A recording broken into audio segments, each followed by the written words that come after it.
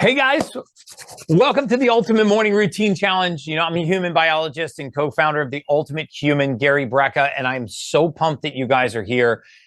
Guys, over the next 3 days, we're going to completely transform the way that you start your day so you can optimize your energy, optimize your focus, your longevity, and even your performance. And I've been super, super intentional about putting this 3-day challenge together because I think that the morning routine is not only does it start your day, but it sets the tone for your cellular biology for the next entire 24-hour cycle. So I'm going to break this down into some simple, easy, actionable steps. And what we're going to do is I'm going to talk about a good, a better, and a best. I know a lot of you have really, really busy schedules, so you don't have 90 minutes in the morning to care for yourself. I know some of you have 60 minutes, maybe 30 minutes, but what if you only have 15 minutes? What if you actually can't change much about your morning routine? We're going to try to biostack the routines that you're already doing so that your cellular biology gets the reward that it deserves out of your morning routine. I've been deep down the rabbit hole lately about, what is really plaguing humanity. We're the largest spender in healthcare worldwide here in the United States. As many of you know, the United States leads the world in only 7 things: morbid obesity, type 2 diabetes, multiple chronic disease in a single biome. We have the highest rates of childhood cancer. We have the highest rates of multiple diseases in the single biome. We lead the world in maternal mortality. We lead the world in infant mortality. And now we are ranked 66th in the world in life expectancy. I gave a talk yesterday, a Make America Healthy Again talk yesterday at Mar-a-Lago to thousands of guests, on behalf of Bobby Kennedy and some other really just powerful influencers in the space. I feel very blessed to be a part of that movement, and I want to take you guys on that movement with me. And part of what it starts with is just being intentional and very conscious about our bodies. I want you to think about your body as a temple. And we really need to think about this as a temple. We only have one temple. Let's not let thieves into our temple. Let's put things into our bodies that are going to serve us, serve our cellular biology. Let's actually be conscious and intentional about what goes in our mouth, what we swallow, what we drink, what we put on our skin, what we expose our bodies to. Because as many of you know, I spent 22 years as a mortality researcher, and I can tell you emphatically that the reason why the majority of Americans are not living healthier, happier, longer, more fulfilling lives are because of modifiable risk factors that we can change. I love the word lifestyle medicine because lifestyle medicine implies that by changing our lifestyle acts as the medication for our bodies.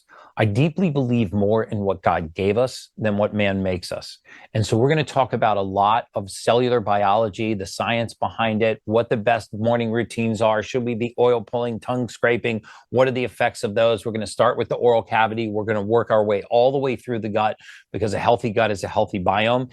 And then I'm going to make an offer to you guys to join my VIP community because I'm shifting the entire focus of my adult lifetime now to be in service to my VIP community, because I realize that if I build an army of like-minded people like yourself, and I educate them and inspire them to make a transition, you will go out and educate other people and inspire them to make a transition. So I'm going to spend some time talking about that later, but I'm going to select people from this VIP group, and we are going to, each month, we're going to take a deep dive into the things that are plaguing us. Do you have an autoimmune disease?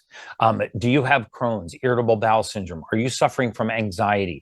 Are there people in your family that have ADD, ADHD, OCD, manic depression? Do you have people that are on SSRIs? Do you have people that are suffering from ADD or ADHD that have been on Adderall for long periods of time? Do you have people with mold toxicity, metal toxicity, viral pathogens, even these toxicities that we encounter every day in our daily lives that build up in our cellular biology, and we don't know how to get them out of the body? So I'm really going to take this group on a journey. And for just a minute before we start, I want to talk to my female audience for a moment. There's a really scary statistic, and this is facts. I'm happy to link the studies below. But 82% of all autoimmune disease is found in women. Why do women have almost 4 times the rate of autoimmune disease of men?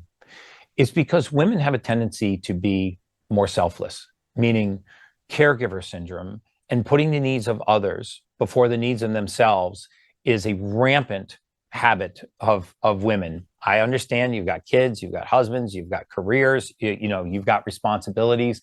But we're going to talk today about how we can flip that script and talk about how we be selfish in our mornings so that you can be selfless the rest of the day. Because if we care for our biome in the morning, it changes the entire trajectory of our day. So this challenge is designed to give you real science-backed strategies that you can implement immediately. So make sure you've downloaded this PDF. It's entirely free. We're really going to encourage you to join the VIP community at the end of this, and you're going to see the value that I'm going to give to you. But I'm ready to get started. Guys, I've lined up some insane guests for you. And our VIP today is going to be Stephen A. Smith. Tomorrow is Dr. Paul Saladino. We've got Dave Asprey that's going to join us.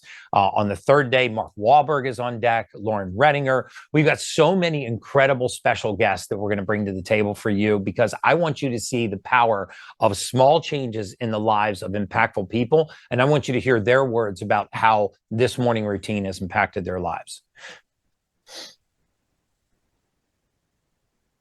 So today we're going to cover the power of the morning routine and how light exposure actually changes your body, and how oral health and meridian. And we're going to talk about something called meridian mapping. Your mouth is the gateway to your entire body, and there are gateways between your oral cavity and almost every single organ system in the body. And I think when we start our morning routine, we wake up in the morning, what is the first thing that we do when we get out of bed? We're going to talk about first light and why getting morning sunlight is the most powerful thing that you can do for your health and how it can reset your circadian biology. But before we even get outside into the light, we should be going in straight out of bed, splashing a little water on our face, and starting our oral care routine. And this is where I think people go wrong. First of all, we put toothpaste on a toothbrush. We don't intentionally think about what kind of toothpaste we're using. We get in there and we think it's a contest to try to scrub the enamel off of our teeth. I'll give you 3 tips about how you can start your brushing routine in the morning. And these are critically important. And if any of you are familiar with dental hygiene, or you're dental hygienists, or you're actually practicing dentists, you know this to be true. First of all of us should be using a toothbrush that's soft. Medium and hard toothbrushes will actually damage and erode the enamel in your tooth, and they're very difficult on our gums. Receding gums are the primary reason why our oral cavity gets infected by things like cavitations, and our microbiome in our oral cavity, a lot of it is contained in the sockets in our gum layer.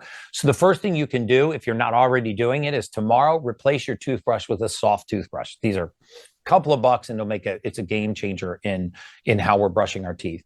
The second thing that we can do is we can switch from a fluoride-based toothpaste, which is usually also full of artificial sweeteners, to a toothpaste that is the toothpaste that switches fluoride for something called hydroxyapatite.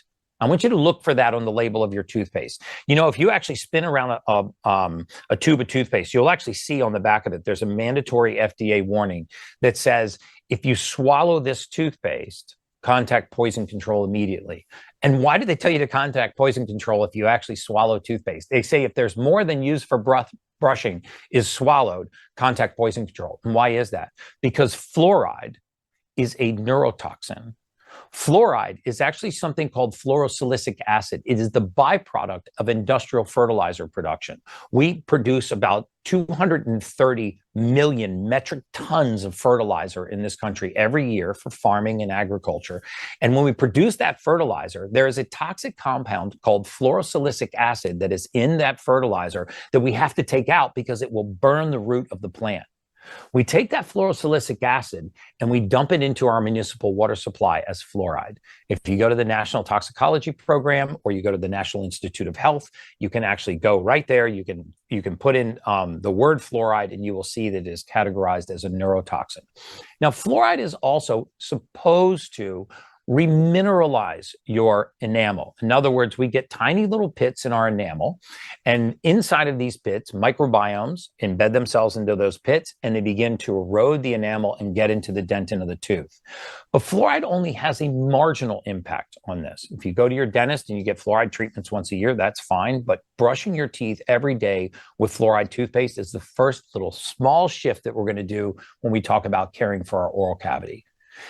Second thing that I want to do is I want to talk about the science behind the oral cavity even before we get to light. Can we actually switch up here? Can I actually do something on the board before we